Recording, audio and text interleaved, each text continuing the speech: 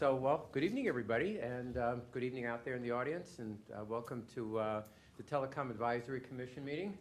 If you're looking for significant excitement tonight, I'm sorry we're going to disappoint you, but hopefully you'll find what we're going to discuss interesting and informative, and we're glad that you came. So, do you want to go through the roll, or should I just have everybody say who they are around the table here? Well, I guess the tradition is to do it in a roll call, and so I'll start with Maren Anderson. Present. Bruce Browning. Present. Abe Levine. Present. David Dyer. Present. Nathan Munson. Present. Cindy Hoffman. Present. Rolf Peterson. Present. Everyone's here. All right. Well, let's see. First thing we want to do is take a look at the agenda and make sure everybody's okay with it.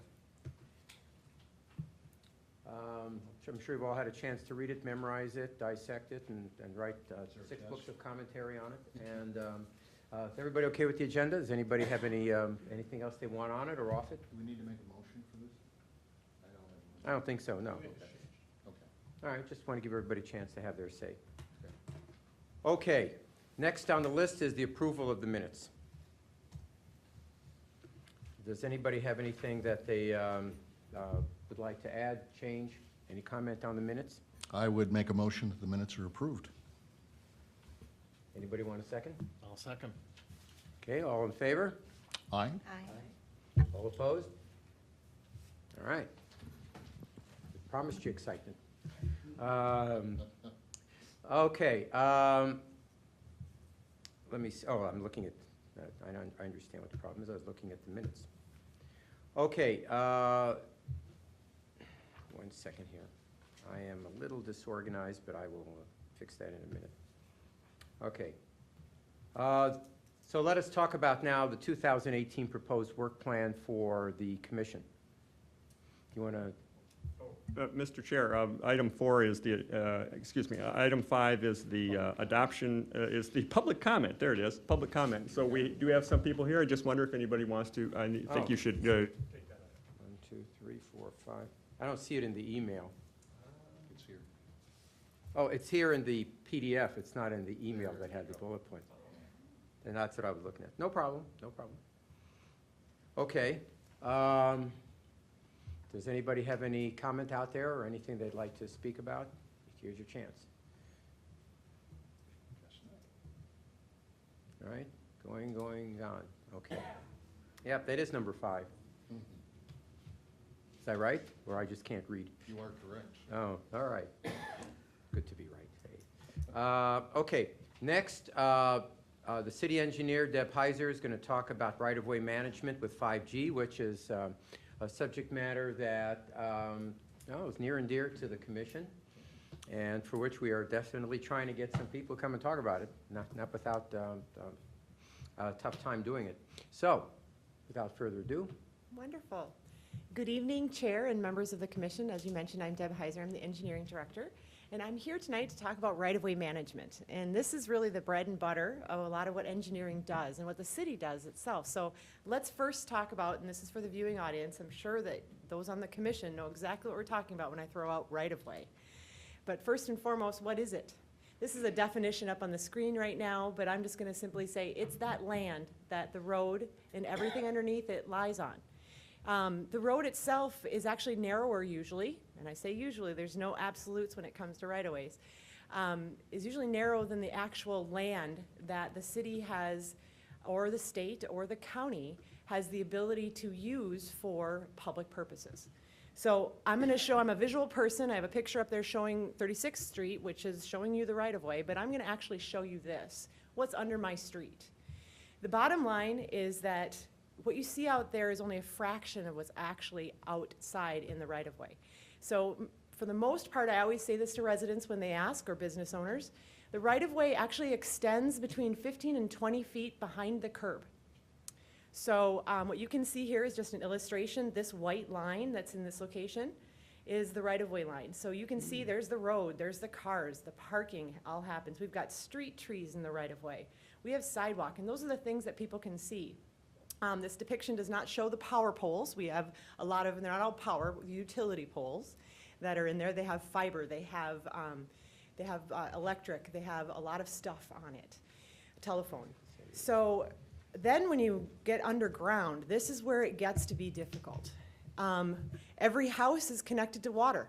Every house is, at least in St. Louis Park, is connected to sanitary sewer. And we have those pipes in the right-of-way. The sanitary sewer usually runs down the center line. The storm sewer is something that's out there to collect the runoff, and it's not along every foot of the street, but there's catch basins that are connected by pipe to a larger pipe to convey that to our ponds, our wetlands, the creek. The sanitary sewer, the water main is located 7 feet deep underneath the road, and that has services and hydrants that are connected. And finally, every house when they turn on their water has to have, that dark water, that gray water, go somewhere. So the sanitary sewer is where that goes. I'm not going to be remiss and mention that we also have private utilities within our right-of-way. And as you can imagine, every project that engineering works on, every project the city works on, if we want to rebuild that road, we don't want to hit anything. We don't want to hit power if it's buried. We don't want to hit fiber if it's buried. It's not only dangerous, but it can also cause inconvenience for our customers. And when I talk about customer, I'm talking about the residents, the businesses out there. Having that stuff down can, really be a pain in the butt. Sorry, should I have said that on TV? So this is just an idea. Why do we manage it? So when we go into a project and we have a street project and we want to build a sidewalk, or we want to widen the street or a turn lane or plant a tree, we need to know what's underneath. Otherwise, we're not going to be able to do what it is that the city wants to do in that right-of-way. So that's why you manage it. So why do we have an ordinance? Like I mentioned, we do have a lot of projects that happen out there. And we need to make sure that whatever it is can be done. We have sidewalk projects and there's a power pole in the way. We have sidewalk projects and there's fiber, or whatever the case may be, a hydrant. And we need to be able to do that at a low cost to the public, because ultimately these rights-of-way were either purchased by the city or they were dedicated as a part of a plat for that public need. So we have an ordinance. It's in our code. It's for health, safety, and welfare of our residents, of the traveling public, making sure that if somebody does dig in that right-of-way, that they don't just leave it as gravel, because we obviously have a public investment, whether it's in the sidewalk or in the street itself. And anytime you dig in a street, you actually can cause it to deteriorate faster, meaning we have to spend more money sooner and really stretching those dollars. So the chapter of the ordinance that I'm going to be talking about tonight was just recently updated, and I'll tell you why. And we updated it to be consistent with the current practice. Back at the late 90s, back at the turn of the century, I like to say, because that sounds really ancient, right? Back at the turn of the century, we had legislation that was passed that allowed the cities to charge a fee for our time to review it, when a private utility comes in, or anyone comes in and digs up our right-of-way. And that also allows us to collect the staff time to be able to review those permits, to go out and make sure that whatever it is, the street is patched, the sidewalk's replaced, the curb is repaired, all of those things, so that it meets city standards and it's going to last and not create a burden for our taxpayers. So, right-of-way ordinance. We've had a right-of-way ordinance since 1974. We did an update, when I say we, the city did an update last fall to include provisions for our existing things, excavation and obstruction, which we've been doing for well over 20 years here. But we also updated it with the small cell wireless facility permits. Now, this is where I'm going to go off slide. Last year, legislation was passed that allows small cells to be located in the right-of-way and be treated like any other private utility, giving them a right to co-locate or to locate within the right-of-way.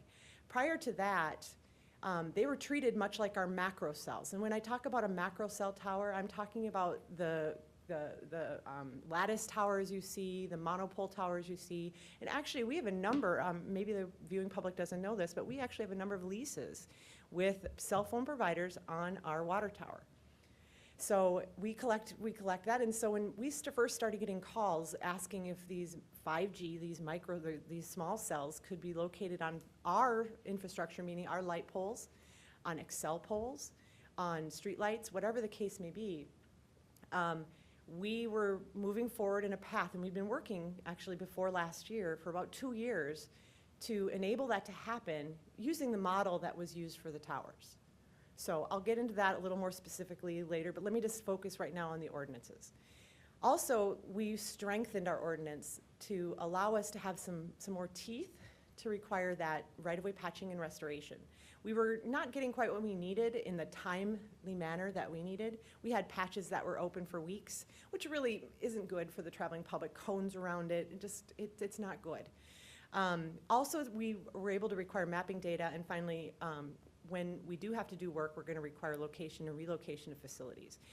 That was a big deal because a lot of our projects can be delayed significantly if a right-of-way user does not relocate when we have to use our right-of-way for our purposes. So, right-of-way permits, what are they? We have a technician, she's pretty much spends, I'd say 75% of her time reviewing right-of-way permits from various providers. And actually we have a number from Comcast. We've got fiber going in everywhere. And we also have Excel who comes in, even to the point when we have a private contractor coming in and replacing a sanitary sewer service for a resident, they have to get a right-of-way permit as well. They need to be registered, they need to get a permit, they need to do Gopher State 1 call. So if I can do my public service announcement, anytime you dig in the right-of-way, please do Gopher State 1 call. It's 711 is the number that you use for that. That is for your safety, and it's also for the integrity of the utilities underneath, because you don't want to hit something. Power is really bad. But again, for all the reasons we don't want to hit it during our construction, we want to make sure that people call Gopher State 1. There's 3 different kinds of permits now. With the new ordinance, they're the excavation, which is effectively digging a hole, obstruction, blocking the street is obstruction, and small wireless facilities. So what is a small wireless facility, and what is this ordinance saying? Okay, they are now a permitted use within the right-of-way. Prior to this ordinance, prior to the legislation, we were looking at them as, through agreement, they could be allowed because they were smaller than a certain size. A lot of cities were looking at them as a conditional use. If you know your planning commission and the different land use laws, a conditional use permit, they'd have to go through a public hearing, go through land use. In some cities, we're saying they just weren't allowed because they were in the right-of-way. A small wireless facility cannot be taller than 50 feet. That's what defines it. Anything taller than 50 is considered an antenna or something larger, like a macro cell. And if the facility, so if they're putting it on a pole, a power pole, or if they're putting it on a street light, it cannot exceed more than 10 feet above the original height of that structure. So we can't, if the original one was 20 feet, they can't go 50 feet on top of that, just to restrict that height. 6 cubic feet in volume, I kind of use that as maybe a keg. So that's the size, they can't be bigger than a keg. And then the associated equipment may not be greater than 28 feet cubic volume. And again, anytime you put one of these things up there, you need to have that supporting equipment on the ground or underground or whatever the case may be. And so allowing, part of the legislation was to make this more cookie cutter, make this more cut and play, plug and play. Working through that. So we now have a permit for a small wireless facility. We have a fee per antenna. Now again, I mentioned before, part of the statute is that the city cannot collect permit fees greater than our cost to review the permit and to inspect the permit. And so when we took a look at our what time we needed, what the attorney fees, and reviewing all these things, we actually have a task force of 6 different staff members from different departments. There's a lot of different things that we need to look at with this, whether it's public works, streets, to look at maintenance, whether it's utilities, to look at what else is underground that could be an interference. We have planning, and then we also have, obviously, our Clint Pyers is also a part of that, to kind of make sure that we're understanding what they're doing as far as what our fiber is all about. One permit can go for up to 15 antenna within a 2-mile radius, but in order to do that, it can't be 5 different types of light poles or working through 5 different types of things. It has to be one standard antenna or one standard small cell installation, and it can be up to 15 within a 2-mile radius. Once you start changing what it looks like, once you start changing it from 20 feet to 50 feet, then that's considered a separate permit. If it's on a city structure, so there's 2 different ways this can happen. It can be co-located on a existing city-owned facility, whether that's a banner pole. We have some banner poles around town. We have streetlights around town. We have, I believe, about 1,500 streetlights in the city. I think Jeff Stevens was just here talking about that, wasn't he? So for every structure, it's $150 a year rent, and that's fixed within the ordinance, but it was fixed within the state legislation. And we're allowed to charge up to $25 per year for maintenance. And when you look at our streetlights, from a maintenance perspective, we have to paint them. We actually go out and visit our streetlights once a week, drive through, make sure they're still working, make sure there's nothing broken on it, hanging off it, the wind didn't damage it. And also the other thing is that this is something that we learned, and I'll explain a little bit more later. They have to provide their own meter for electric. That is something that City of St. Louis Park has as a standard. For a number of reasons I'll explain later, but they have to have a separate meter. They can't pay us for electricity. Just a very quick question, Deb. For clarification's sake, if the pole is owned by Xcel Energy versus owned by the City of St. Louis Park, does that make a difference in terms of what they're paying and how something is mounted on the structure? A very good question. They can, so if it's on a city structure, that's why I made that clarification. If they come in and they want to co-locate on an Xcel utility pole or a Comcast pole, we would not charge rent. We would simply charge the permit fee. And again, the same things would apply. If they're doing a bunch of wooden poles that they're applying, or that they're attaching to, then it would be, and when they're within 2 square miles, they could get up to 15 on one permit. That being said, we still need to review it for the different things that I mentioned before. Safety, make sure that that pole is in a place that it's safe, that it's structurally sound. They actually have to provide us agreement or a sign-off from the pole owner that it's structurally, or that they have an agreement to do that, and then also some structural analysis and some other sorts of information that they need to provide. All right. The other thing that was a part of this legislation was that the industry asked for a shot clock. So usually when we review a right-of-way permit, we usually review them within a week or so.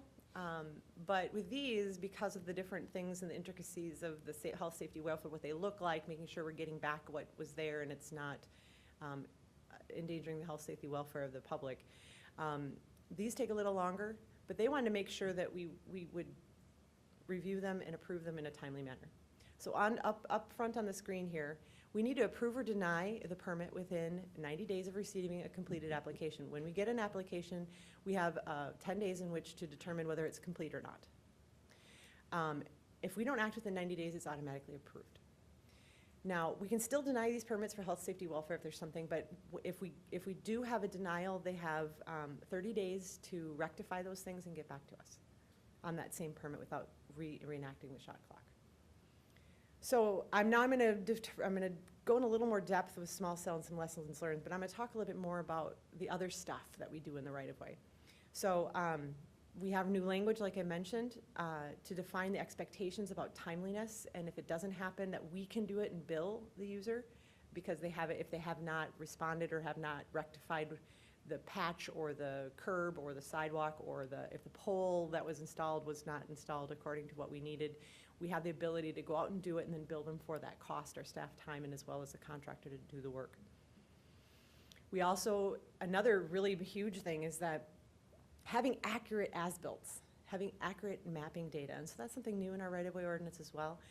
We need to have mapping data, meaning digital data, as a part of the permit application, and they need to provide as-built. So something changed while it was being built, let us know. And so this really helps us with our right-of-way management. Again, when we do a project, one of the first things we do is we do a design locate, and we ask that the utilities locate their stuff, and then we go out there with our survey crew and we shoot it so that when we design, we know ahead of time if there's a conflict. All right. The other portion that I alluded to, The one thing that has really delayed our projects has been when something is in the way and it needs to be relocated. As a part of the new ordinance, we have a timeline for relocation and be able to hold the utilities to doing that. And then if there's costs, if the contractor can't start their work and there's downtime and they say because of the poles not being moved or whatever it is, not being removed or relocated, we may get charged up to $25,000. We actually had a situation a couple of years ago where we had a $25,000 charge. So those are the different things that are new. This is just the schedule from last year. The ordinance came into effect October 27th. All the rest of the stuff was the first readings and everything else in front of the council. So another provision in our ordinance is that we can have an agreement. So not only is there this permit, and the permit is effectively just like any other permit. If you apply for a building permit, you fill out the information, give us a set of plans. There's certain criteria that or certain checkbox things that need to be provided to us. But we want to have an overarching agreement to ensure that there's no misunderstanding about what each party's responsibilities are. As I mentioned before, before the legislation was going through last spring, we were actually working with Verizon, and we came to a master licensing agreement with Verizon in January of 2017. So we do actually have different terms on that. The rent on those are $1,500 per pole. Like I said, we use the model from the water towers. So we do actually have small cells installed up by West End, and those were installed last spring. And I'll talk about some lessons learned with that. But with the co-location currently today, we have a co-location agreement that was approved for Mobility, who's acting for Sprint.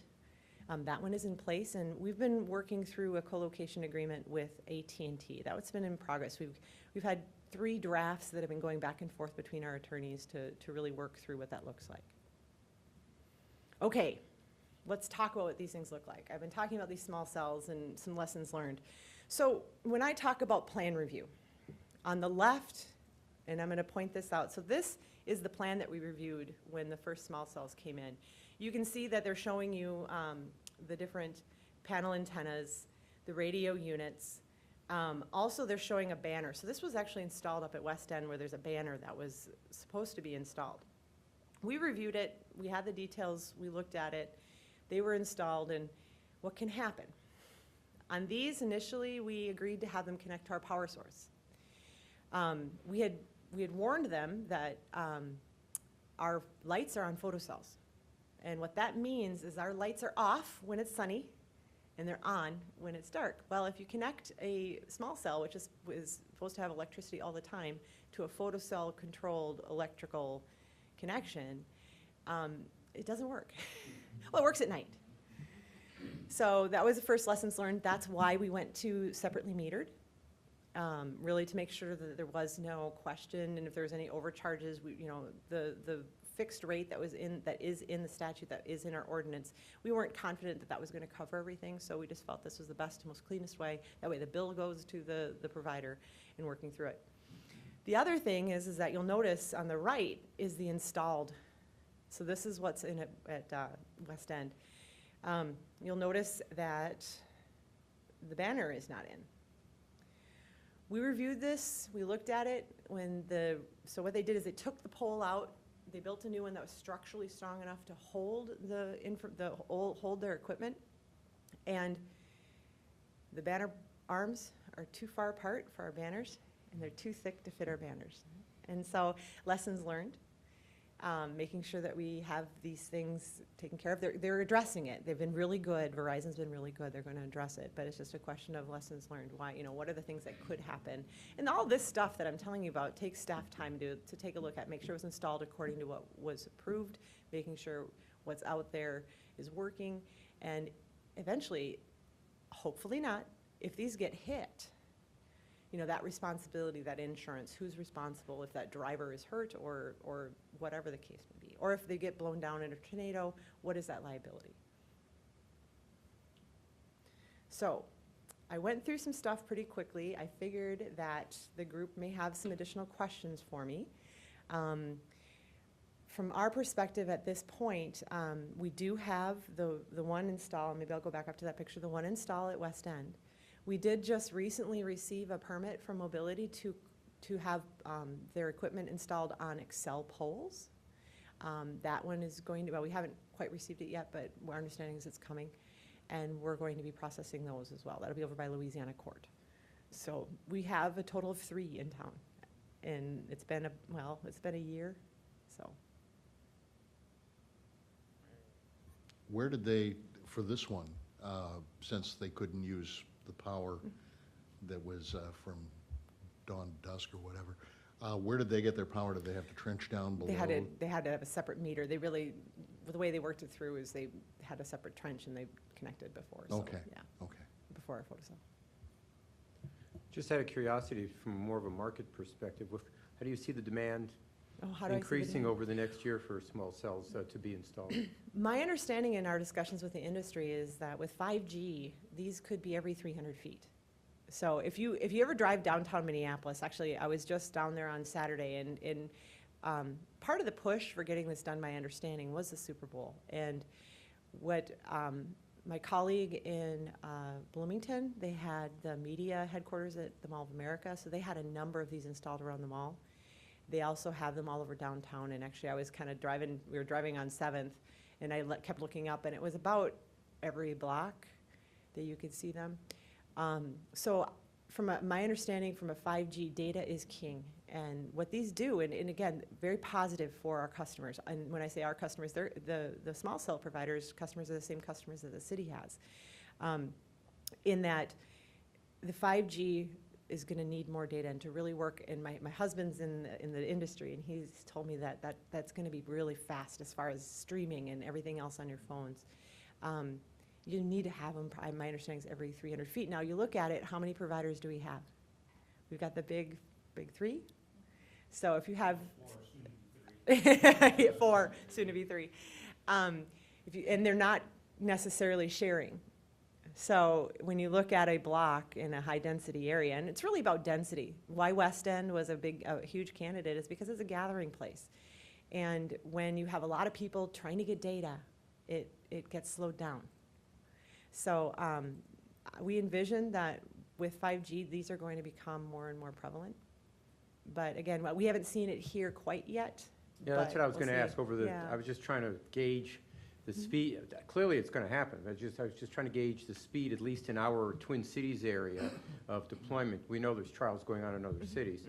But I was just curious how, from your perspective, you're seeing the increase in permits or something that would lead you to believe that, let's say, next year, we're going to see thousands of these things installed, or you don't know? I don't know, but one of the things that all I can relate to is the last year. Within the last year since this legislation occurred, we've only had Verizon install. We've had Mobility provide us with some locations, and they've let us know they're intending to come in, but they haven't moved yet. So from our perspective, Mobility, I think, reached out to us last fall. So it's been about 6 months. And we're just going to probably get our first permit here within the next, actually longer than 6 months. What am I talking about? It's almost June. Right now, I'm not sure it's going to be thousands, but I imagine in 3 to 5 years, the way technology works, I think that we'll start seeing more and more, especially in our higher density areas. We probably won't see it in Westwood Hills Nature Center. Lower density, very big lots, but we probably will see it in the areas that do not have good coverage. We do have areas of town where phones depending on your provider, phone calls get dropped, and data gets to be 1 bar or 2 bars. And I'm anticipating, and if I'm using my crystal ball, as Clint always says, I would say that those areas may be candidates. But the one thing is that we'll wait and see. So I was expecting there to be more by now. Yeah, so was I. I'm cautiously giving that advice. Deb, you mentioned health, safety, and welfare. So can you define welfare? Does that have any relation to aesthetics or the way that they are lined up on the pole? Because example, the drawing there, it shows kind of a tripod-based antenna on the top there, and it's not what it looks like in real life. Health, safety, and welfare has been a conversation that we've been having with the providers. Health is pretty self-explanatory. If someone's going to get sick because these are in place, or if there's RF or interference and et cetera, safety we've been looking at as if this power pole is right at the back of curb, it's too close, or if this light pole is too close. And so from a safety perspective, if we can't plow the street, if we can't plow the sidewalk, if those sorts of things, if they're blocking a signal, if they're on an actual traffic signal and the equipment blocks the red light, health, that's safety. Welfare, the ability to use the right-of-way, the ability to walk down a sidewalk, ADA, I would say, is welfare.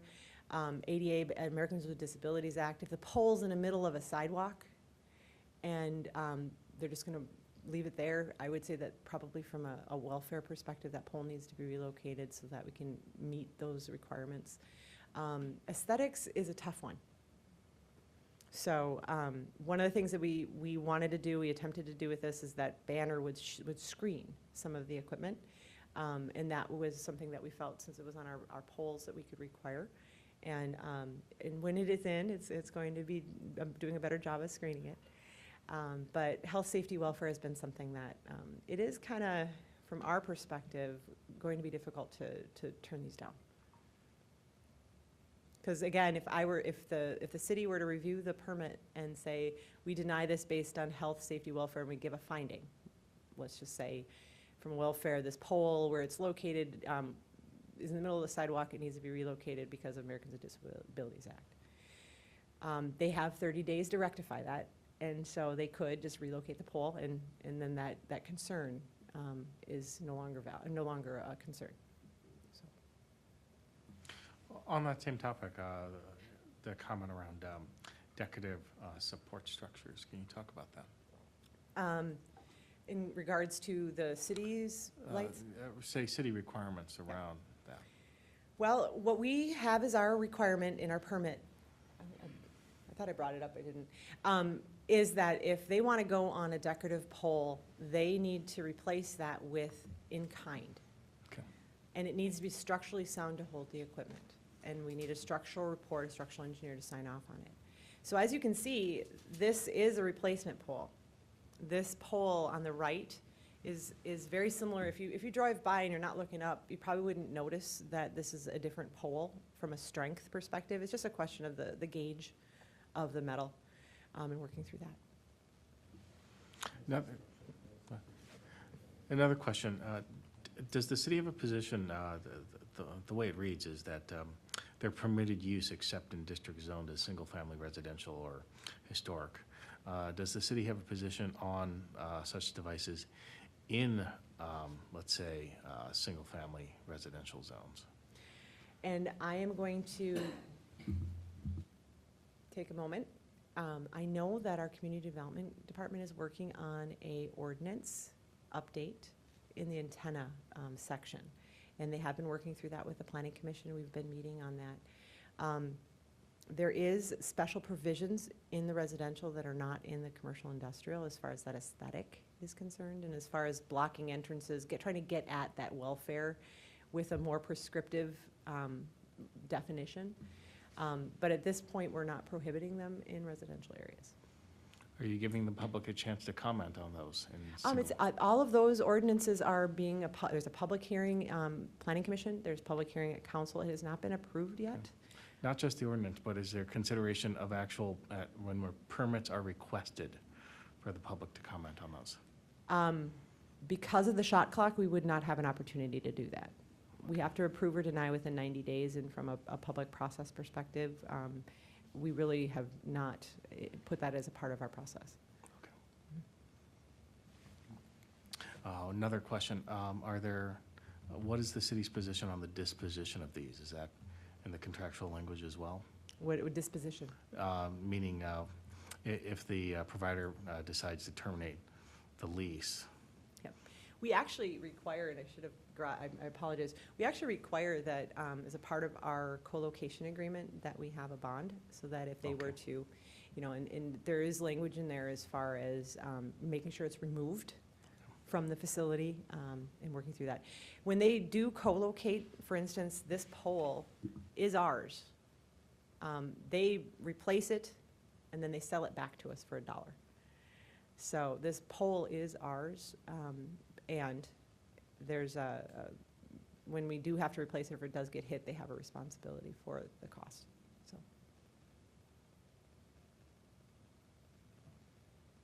Out of curiosity, what is the weight of that equipment Oh my roughly? goodness. I know, because you talked about structural integrity I there. don't know the and- answer of that. I just know the size. I think it depends on the equipment. Every antenna is a different design. Let's just say that the wind, it's about wind. A lot of this is about wind. Mhm. Those poles, so when we put in a light pole, there's a sono tube of concrete that goes down and extends down 5 to 7 feet. Okay. And then that pole is bolted to that. And so it has that foundation, but then when it sticks up in the air 30 feet, 20, 30 feet, depending on the type of pole that it is. So having the stuff on it, catching the wind, that needs to be just a little bigger. The other thing that we do have is a requirement that the cables cannot be on the outside. That's another lesson learned. You can see the cables on this one. We do have quite a few cables that are exposed. But that's a part of that ordinance that we're working through. So yeah, I apologize, I don't have any answer. I don't even want to speculate. So, Yeah, thanks. so on this one, I mean, we put a lot of stuff, my business, we put a lot of stuff on poles, and we've never had cable or anything like that. Is that something that, In the future, we're going to work to get those internal. and I'd also make my guys cut the bolts off. Thank you for that feedback. I think that's another thing we should definitely be commenting on. And to your point, I mean, these structures, you talk about the wind load on the structure, the vertical structure holding it, but also, I mean, these things are very heavy because it's a lot of steel mounted.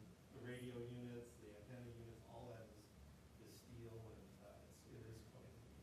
More than you think it is. Oh, yeah. Absolutely. You know, when you're putting that up, you have to basically chain it to the thing or something. It's not like you can hold it.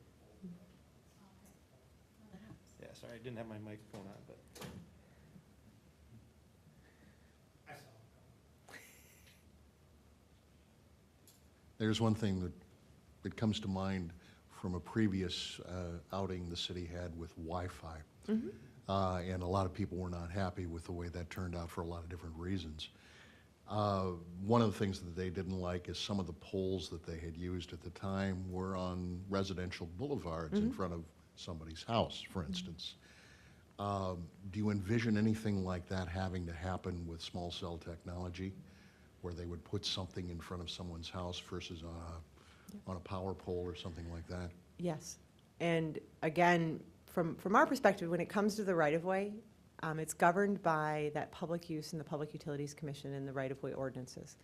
Our customers are the same customers, so just for the same reason, utility poles in the boulevard, a lot of that same considerations are being given now to the small cell providers. So when Commissioner Munson asked me if the public input, one of the things that we've learned is that when you invite the public in to give feedback on something, we need to be very clear about the expectations on what that feedback is going to be used for. So if we were to invite the public in to give us feedback on a power pole or a utility pole or digging in the right of way to put in gas main, at the end of the day, we are very limited in saying no. And so if we were to invite public in and they felt that they had expressed they did not want it, at the end of the day, our response is going to be, well, we have to have it. We have to allow this. Is that true, though, in residential areas? Single. It is. Okay. It is. It says, the statute says may, and we have not chosen, the city has not chosen to regulate that and because we can have it through a conditional use permit if we alter our ordinances, and at this point, we're not planning on doing that. At least is my understanding. But that code has not been approved yet, and that is certainly something that is going through the public process. So certainly more to come on that. Okay. So Bruce, to your point, having some family who were part of that Wi-Fi and experiencing that, I think especially in the single dwelling residential areas where it will impact people like myself who has 2 light poles on the street that we look out to, seeing 1 or 2 of those would definitely be problematic for me. Well, the counter argument is if you want the speed and utility of 5G, they got to put those small cells somewhere. Agreed, but then there's also, here's the thing, there are also poles behind my house. So the question is that from an aesthetic and perspective, there may be consideration around, if there are 3 options, let's pick one that works the best for the community as the one that, as opposed to the one that works best for the technology company. Well, one thing I saw a problem with the Wi-Fi system is that they were dependent on a web application, and that one antenna talked to the next antenna, so they were really limited about where they could put them. How does 5G work? I mean, are these all hooked up with fiber to a central thing, or are they? Some are. Or is it a web type, one talks to the next and they? I don't think it's a mesh network kind of thing. I don't know for sure. But I think that part of the reason for the speed is, of course, the gigahertz that it's running on. And the need for the small cells is because they can each service just a small area, because at that speed you can't penetrate buildings very well. So you need to have an awful lot of cells around to carry the traffic. Same inside the building. Yeah. And Commissioner Levine, if I could just add, some of the conversations with the industry during our conversations for the legislation were that if you were to put this in the middle of a forest, or if you were to put this up against a building, that will affect the range. So it's not necessarily like Wi-Fi where it's, at least my understanding, I'm not an electrical engineer, I build streets. But from my perspective, my understanding is that even if you were to put it too close to a building, you've now made that side no longer effective. And so they really want to have clear open spaces, and that's why the rights of way are so attractive for this application. It's a much bigger range if it can be within that area. And I'm not sure, but I suspect that there could be some communication between the small cells, because otherwise, if you think of the backhaul to the internet, what are you going to do, put one in every pole? That would break the bank. So there's got to be some what's the word I want to use, amalgamation of all of the data that's coming from these small cells to a single backhaul. And one of the reasons why we ask for a site plan, as a part of the permit, they have to give us a 2-scale engineered drawing that shows the right-of-way and shows everything in the right-of-way, the curb, the street, all of the above. Because they do have to, fiber actually has to be brought to these as well. So there's power, there's fiber, there's the equipment that runs it that needs to happen. We have put in there from a noise perspective, that's that health, no generators. So those sorts of things are out there. So there's more than just what you see here. There's a lot of stuff happening, and I'll defer to Commissioner Peterson, but there's a lot of stuff happening outside of what you see visually that had to happen buried underground. And that's more stuff in our right-of-way.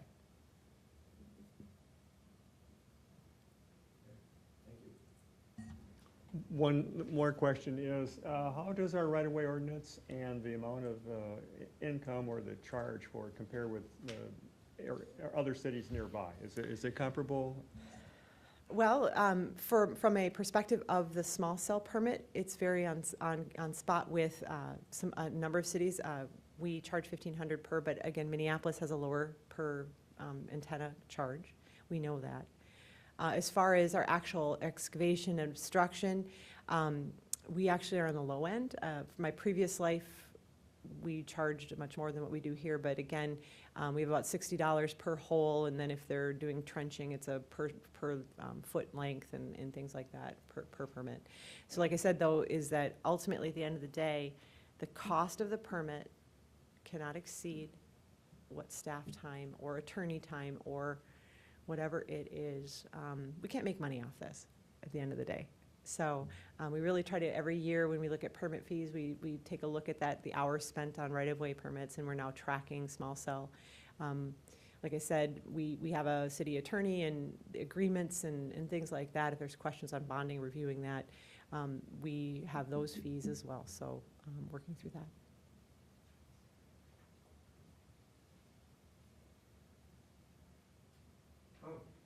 Sorry about that. Thank you very much. That is actually very interesting. Appreciate it. Hopefully it was, right-of-way is pretty exciting. There's a lot of stuff happening in the right-of-way, Busy. so, Thanks, Deb. thank you. Okay, I guess the next on the list here is someone from Comcast. There you are. Hello. Hi there. How you guys doing tonight? All right. Matt Mullenberg, Comcast Construction Manager for Next Generation Architecture Networks. The project we're going to be doing here is called Fiber Deep. I'd like to thank the Chairman of the Commissioner for allowing us in here to speak for a little bit. So I'm going to do a quick run through on what Fiber Deep is, and then we're going to go and I got a quick video to show you to visualize it, and then I'll answer any and all questions you've got. If I don't have an answer, I can write it down and I'll get back to you as soon as possible. All right, so again, thank you guys for the time. So this is a description of our Fiber Deep project, which we're embarking on here. So what is NGAN? It's still passive on the last mile. It's coax for the last about 200 yards, 300 yards in general. What we've done is we've taken these old nodes that serviced 500 customers. We've cut their responsibility down to, on average, about 80 customers per node.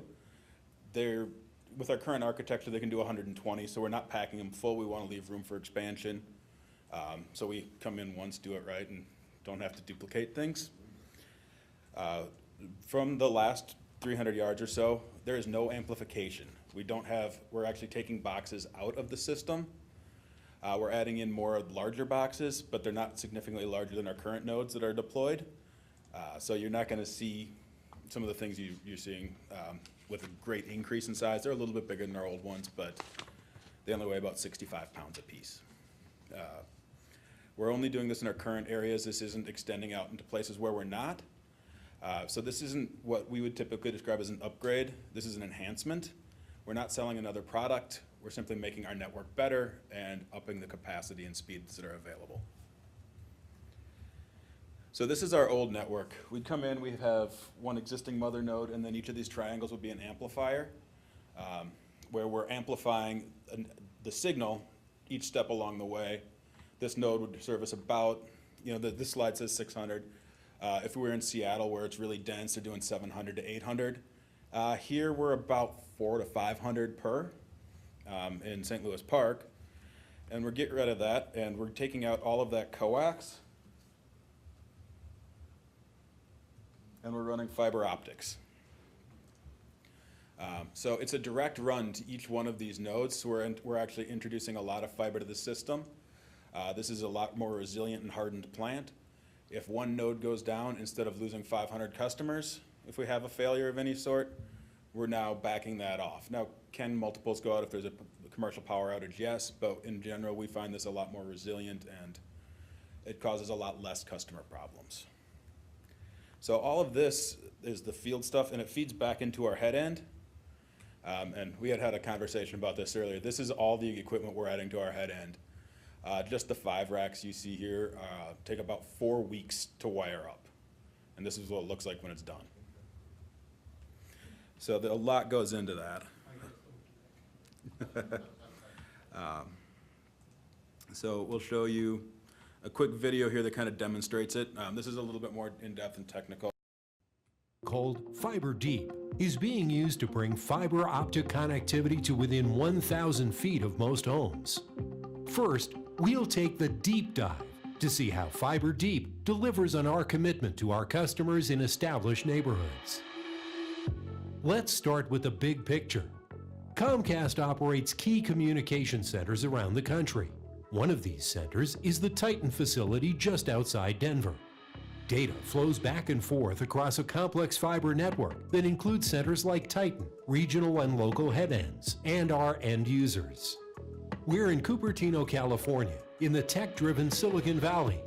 Fiber is already being used to send data to and from the regional head end in Santa Clara and centers like Titan in Denver, and between Santa Clara and the local hub site in Cupertino. Before Fiber Deep, the optical signal was converted to RF for neighborhood distribution. The RF signal had to be split and amplified many times before finally reaching the end user. This distribution process required RF amplification and network power, and the resulting signal quality is reduced by noise and artifacts generated at each additional amplifier. Fiber deep is also referred to as node plus zero. Fiber optic cables are placed from the hub site to a neighborhood multiplexing point. From here, the optical signals are filtered and split out to a network of nodes throughout the community.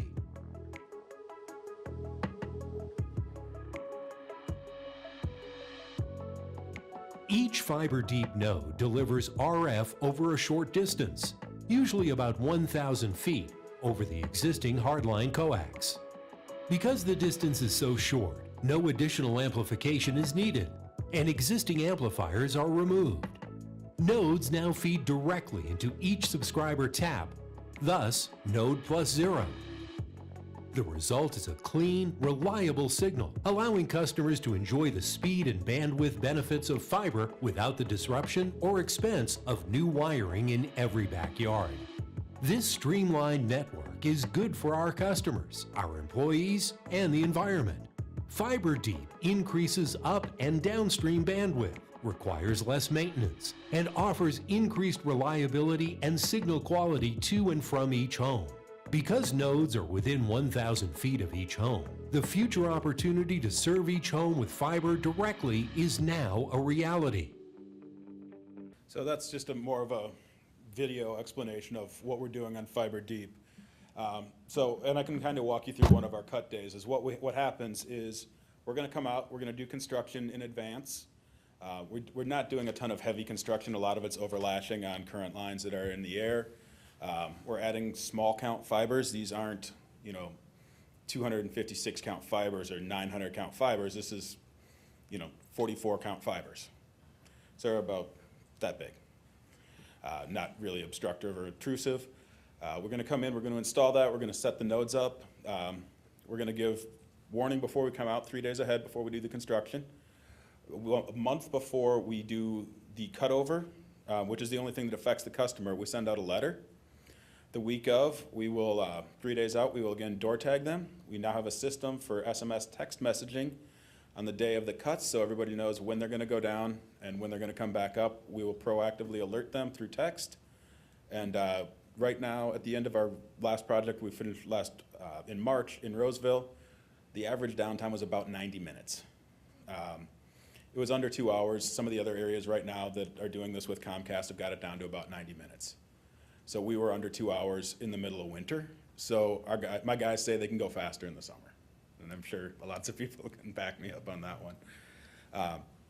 And then that's the only disruption we'll see. After that, we see a decrease in calls into our call centers for technical issues and a decrease in technicians having to go to customers' homes, which is the end goal, is added bandwidth and better service for the customers. So I'd be more than happy to answer any questions you guys have got. I got a couple, if you got a Certainly. sec. Is there a point at which they will take fiber and actually go fiber to the home completely? That is a possibility with the new architecture that we're installing. Right now, because the DOCSIS 3.1, which is also something I can speak on that was listed on here, unfortunately Ryan couldn't make it, who was meant to speak on it, so I don't have a presentation on that. I found that out today when I left the office. With DOCSIS 3.1, it enables gig service. And per our previous discussion, right now the gig service we offer isn't symmetrical. So the downstream is a lot higher than the upstream, which coincides with the way most people use their internet. But we are going to a new technology during the process here in St. Louis Park called Remote Phi. And so that's actually taking part of our head-end gear and moving it out into this node in the field. So it's going to enable us to use digital fiber optic lasers for the entirety of the project, which can increase our upstream availability when we go to that. That was going to be my second question, is asymmetrical versus symmetrical, and why are you still asymmetrical with fiber so deep into the system? That kind of helps me understand that a little bit. Okay. Thanks. And to speak a little bit more on DOCSIS 3.1, that is our faster architecture on the back end. It really doesn't change out anything in the customer's home or in the neighborhood. If you have an older modem, you need a new one, but that's about it. and that enables full gig speeds. In DOCSIS 3.1 duplex is in the SCTE process and the Cable Labs process. It's not widely launched yet. As far as I know, it could be in other places, but we have not launched it anywhere yet. But we are evaluating, and it is on our radar. Another thing came to mind just now. Typically, in the past, it's been the more people that climb onto your network, the slower it becomes. Is that not going to be the case any longer with this upgrade? At this point, our upstream network is upstream and downstream networks are very, very secure, and you will not notice any lag in general. There may be some very localized thing every once in a while. Last week, we had our Watchathon week, which is our big on-demand event, and we had no network failures. We opened up the entire video on-demand library to everybody, and we didn't have any crashes. Okay. So, yes, sir.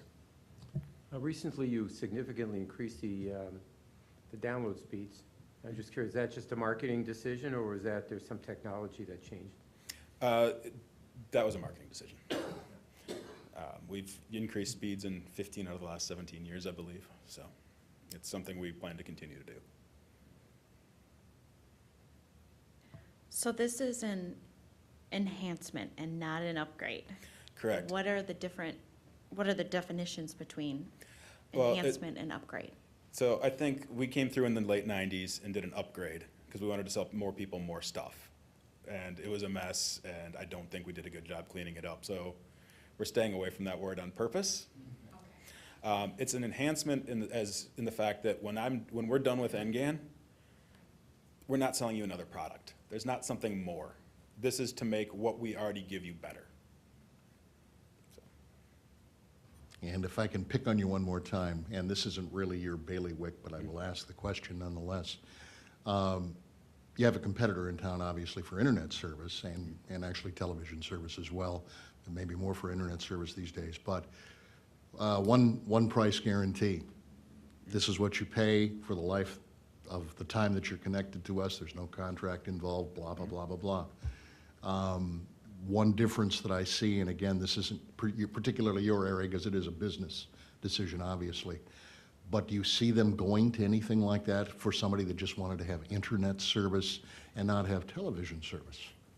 I'm not in those meetings. Okay. I spend all of my time hanging out with guys wearing Carhartts and steel-toed boots, so.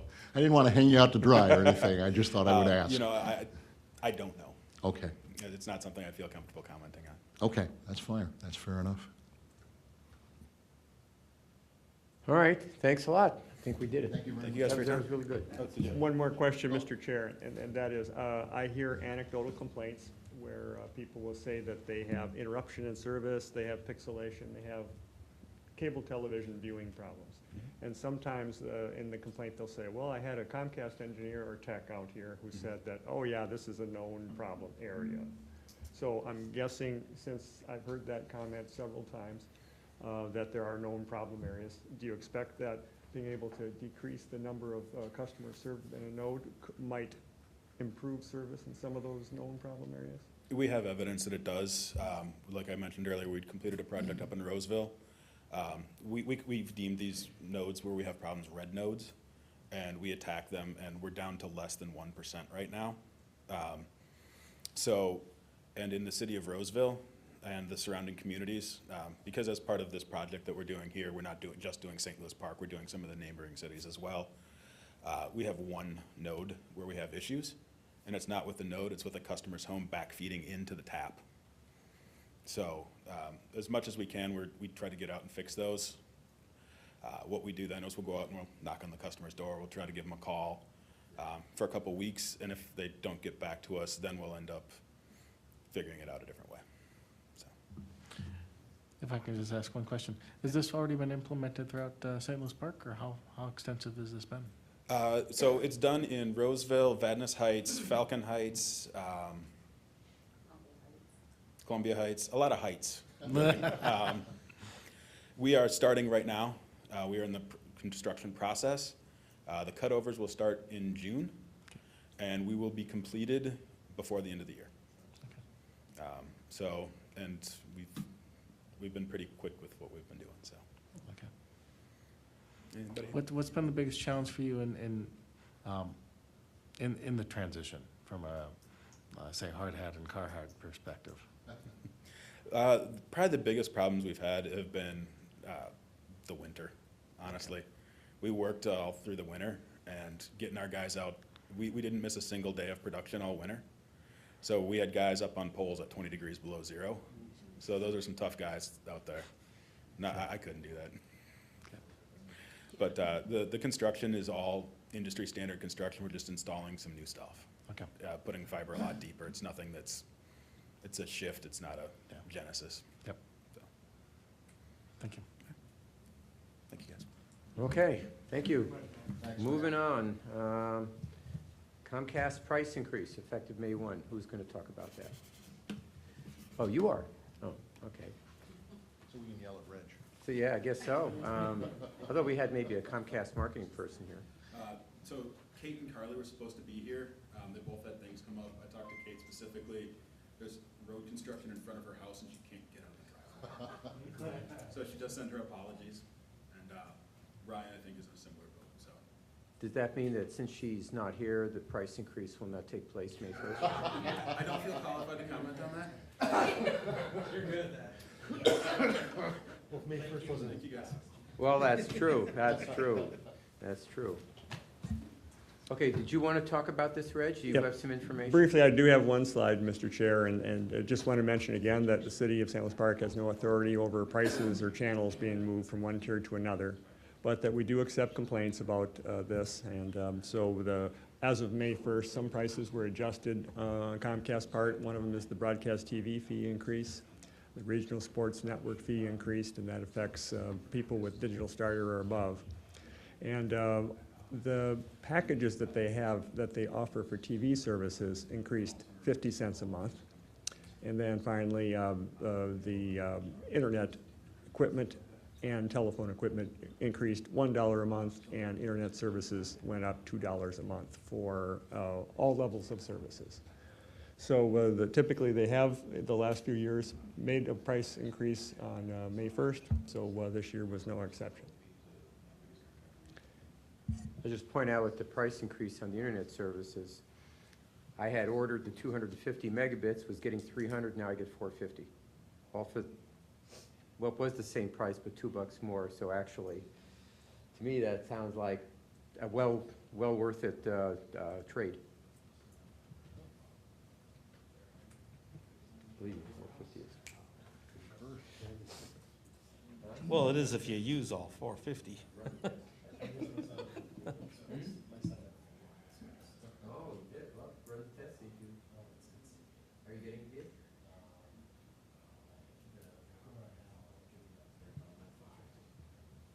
Oh, yeah, you have the new modem? Oh, your Wi-Fi, well. I need to upgrade that one. Plus, not only that, your computer may not go that fast. Your memory may not be able to take the data as fast as it's coming in. You know, you may want, if your computer's more than a couple years old, gigabit speeds coming in, I don't know. Be interesting. I don't know what to do. And your phone, definitely not. Okay, so the next item was going to be on the list, but it's deferred. The wireless industry guests talk about 5G, the potential impact, and I'm going to read you the email I got from AT&T, the president of AT&T Minnesota. And we can all do boo afterwards. Mr. Levine. Okay, at least that's a good start. I have a broadband task force meeting on May 9th, and then I am going out of town later in the day. The Cable Commission is not a government entity. I don't know where he got that. That we generally would be inclined to appear before, since our business model is quite different here in Minnesota. I appreciate your persistence, but I am going to respectfully decline.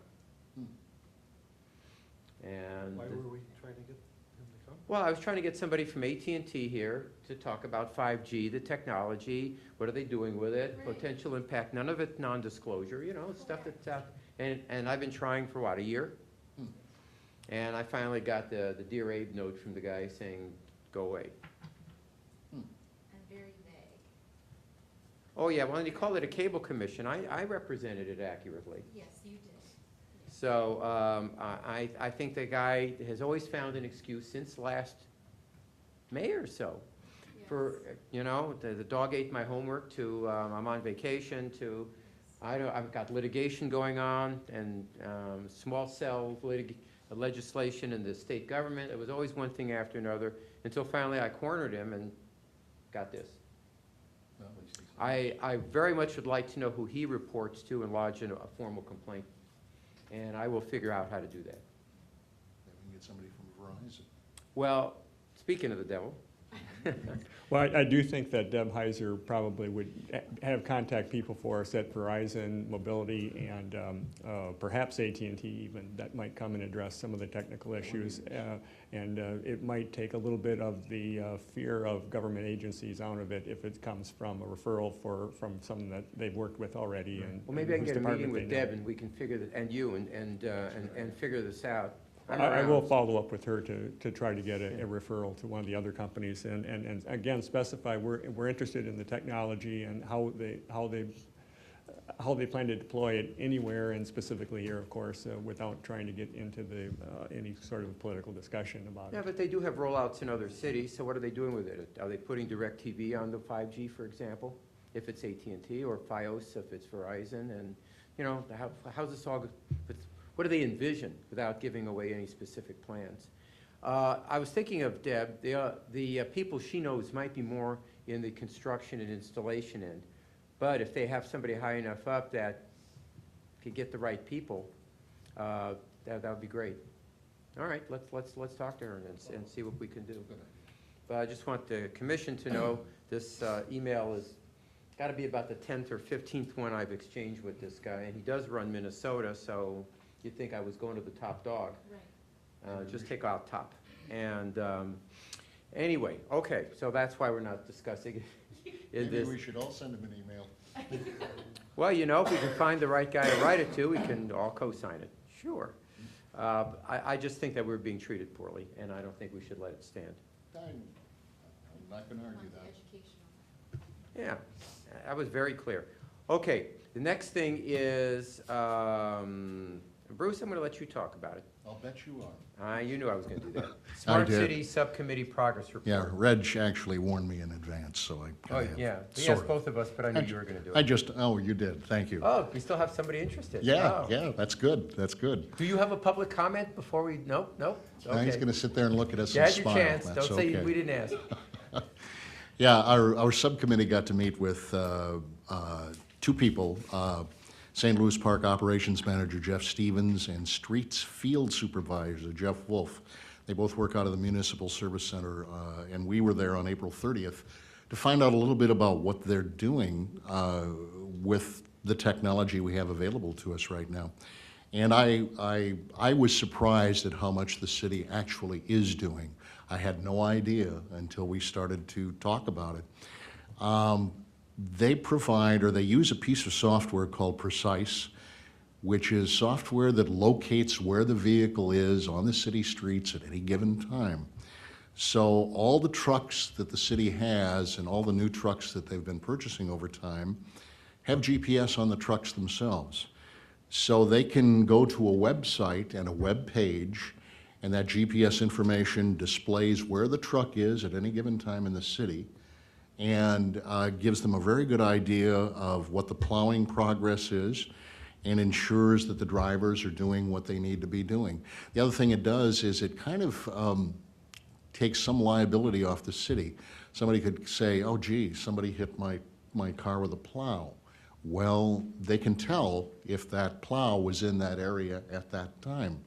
One of the guys relayed a story, and I don't want to go too long here, but relayed a story about they were plowing snow on a bridge. One side of the bridge was Golden Valley, and the other side was St. Louis Park.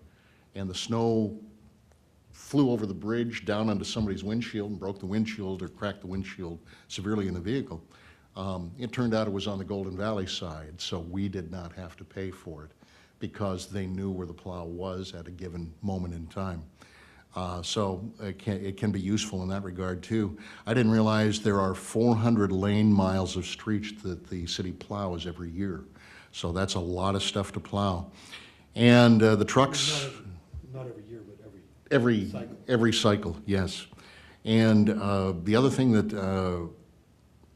the trucks have that integrated technology, not just GPS, but they can measure how salt is distributed on the road.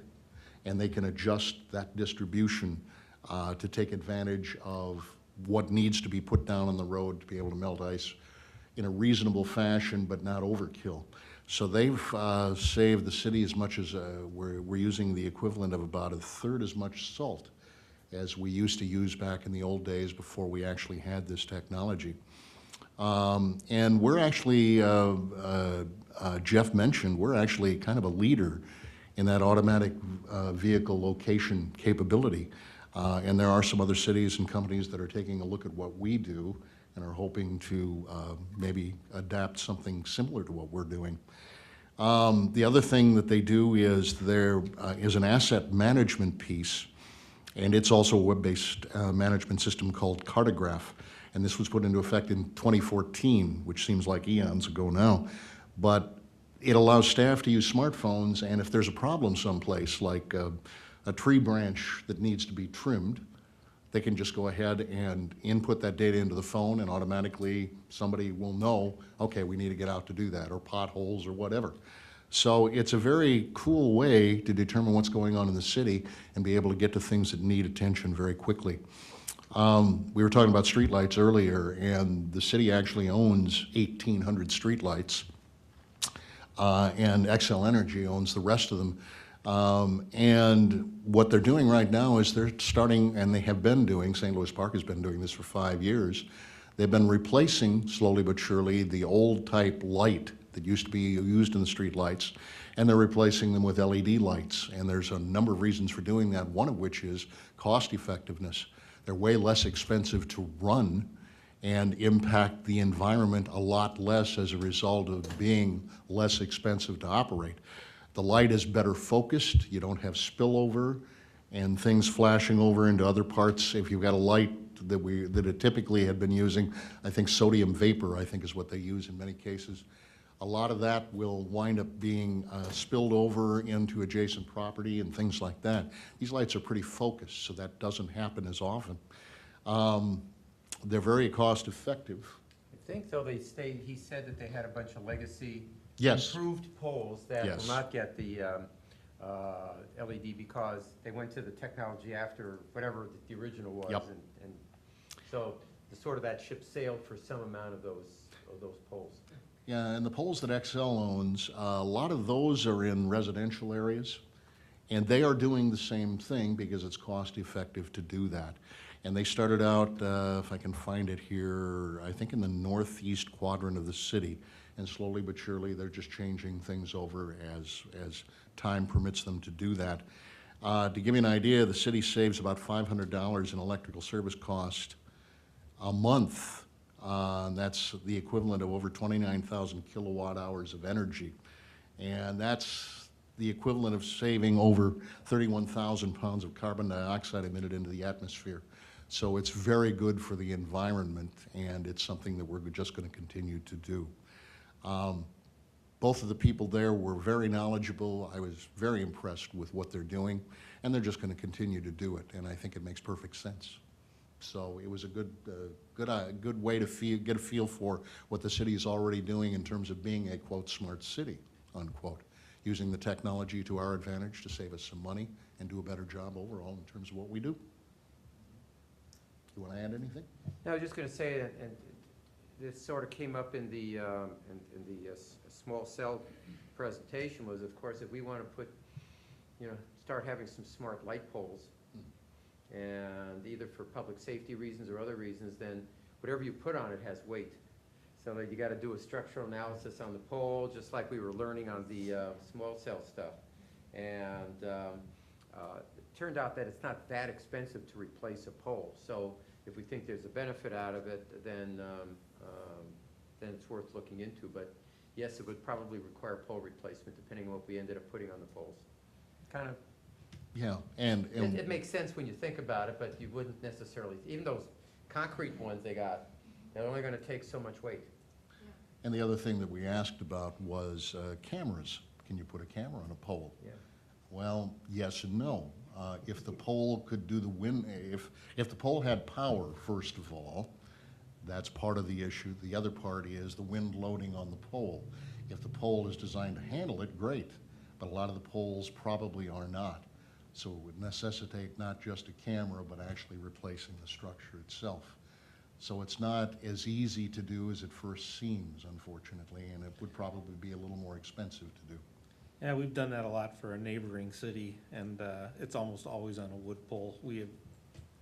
I can count the number of metal poles that we've installed cameras on, probably on one hand, over the last 4 years. It's always on a wood pole. They just Yeah. stronger? Yeah, otherwise you're faced with the situation with Power, the updating the pole, sure. you know, and that kind of thing. Where on a metal pole, yeah, your power's up there, your communication's probably right below the power, and your camera hangs there, and away you go. Yep. That's all I've got. Right, and there was some there was some conversation, actually, Jackie, you raised some of the issues about how much do we want to tell people, you know, where the plows are and when they're coming, and, you know, have either unreasonable expectations or uninformed expectations and other stuff, and so there was some conversation about how, you know, what's the public benefit from what we're doing right now, and how would you portray that, and so on. And so we I don't know that we came to a conclusion necessarily, but it was, you know, food for thought about how much info you really want to give out at any point in time. We do plan to have the Smart City Subcommittee get together again in the next month and Sure. proceed. Okay. So is there something about, that we're going to do with, talk about CenturyLink and their franchise renewal fee? Yes, and we bring this up mainly to, just as a heads up, the city has been contacted to go in as with a group of other cities to do a franchise fee review for CenturyLink because of what we discussed at an earlier meeting, where their billing systems weren't talking to each other, and they did a write-off of some of their revenue because it was over-reported. And at this point, it's a proposal, but I thought we better get that on your radar screen, and we did notify CenturyLink as well that we're considering that, but there's no details available right now. Okay, so this is more an audit rather than what do we want to charge them going forward? Yes, and that's the idea, is to share the cost with other cities, because Sure. it costs the same for, to do a review for one city as it would for a number of cities. Okay, well, given that they want to get out of that whole cable business as it is, it's going to be, well, however it reconciles, I guess. Okay, the next item on the list are the complaints. I think page 18 of our PDF file has the first one there. CenturyLink complaints logged by city staff to the Telecom Commission. Just one? No, name and address is one. Yeah. Yeah, I don't know if that's, I have I'm Mr. looking for a clarification. I don't know the one CenturyLink complaint that we had had to do with a wire protection plan in somebody's multiple dwelling unit that was switching from Comcast to CenturyLink. That's it. And they were having to pay $7.99 a month to cover the wiring inside that person's home in case there was any technical trouble. CenturyLink said they're not responsible for that. That's a DirecTV thing, because DirecTV is a partner with CenturyLink right now. Did anybody find out anything about that, or has there been any further information? Because they referred them over to, or CenturyLink referred it over to DirecTV. I don't know if DirecTV has responded in any way, shape, or form yet or not. I can tell you the customer wasn't satisfied with that explanation and is looking to proceed in some fashion because they think it's really unfair. Mm-hmm. It seems a little unfair to me too, but that's just what I'm looking at right now. I don't know what else is I don't involved. believe Comcast charges a wiring fee, does it? I don't think so. They actually do have a service protection plan, similar program to cover your inside wiring, and so that fee is, it's a similar fee. It's about $4.99 a month. Okay. Yeah. Okay. Let's see what else is there here. Another one. Customer started service 4 months ago, expecting to pay $60 a month. but the TV service is not working and the bill is $124 a month. Ah,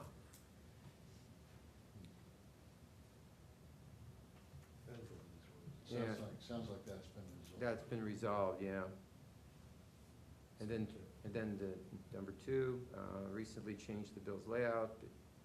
Sounds like that. Sounds like that's been taken care of. Yeah, I think we do. And I think. It was a quiet time for receiving complaints. I'm extremely happy to report. I can't remember ever having this few complaints in any period of time. So that's great news. Yay for both companies. So is there any business before the commission that we need to have? I'm knowing so. Somebody want to make a motion? Make a motion. Move adjournment? I second that motion. All right, all opposed? All right, we're done.